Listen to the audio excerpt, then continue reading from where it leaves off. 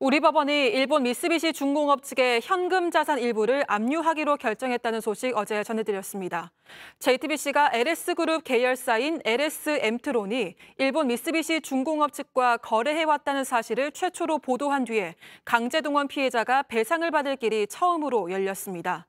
일본 현지 언론은 일본 기업의 손해가 현실화됐다며 일제히 관련 속보를 전했습니다. 하예빈 기자입니다. 지난 5월 JTBC는 국내 대기업 감사보고서를 전수조사했습니다. 전범기업인 미쓰비시중공업과 거래한 흔적을 찾기 위해서였습니다. LS엠트론이 미쓰비시중공업과 거래해온 내역을 찾아낼 수 있었습니다. LS엠트론은 미쓰비시중공업이 전범기업이라는 사실이 널리 알려지기 전에 계약했다며 거래를 줄이는 추세라고 했습니다. JTBC 보도 이후 강제동원 피해자 측은 LS엠트론이 미쓰비시중공업으로 보낼 거래 대금을 압류해달라고 법원에 신청서를 제출했습니다. 재판부가 피해자 측 요청을 받아들이자 LS엠트론 입장이 바뀌었습니다.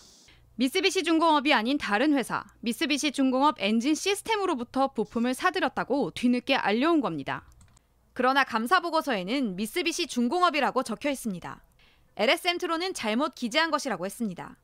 그러나 LS엠트론이 거래했다는 미쓰비시중공업 엔진 시스템은 미쓰비시중공업이 100% 소유한 회사입니다. 사실상 하나의 회사로 볼 수 있다는 게 전문가들의 설명입니다.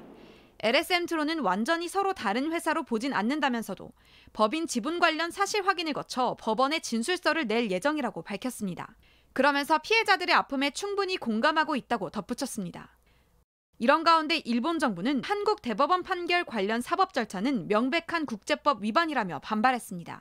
その上で仮に現金化に至ることになればですね、これは日韓関係にとって大変深刻な状況になってしまう。旧朝鮮半島通信社問題についてはですね、もうすでにこれまでの日韓の協定と含めてですね、これは解決されているわけでありますから。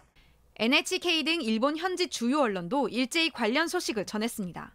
요미우리 신문은 관련 소식을 전하며 미쓰비시 측에서 한국 법원 결정에 불복하는 방식으로 배상금 지급을 지연시킬 수 있다고 전망했습니다. 청와대 관계자는 관련 동향을 주시하며 일본 측과 긴밀히 협의 중이라고 밝혔습니다. JTBC 하혜빈입니다.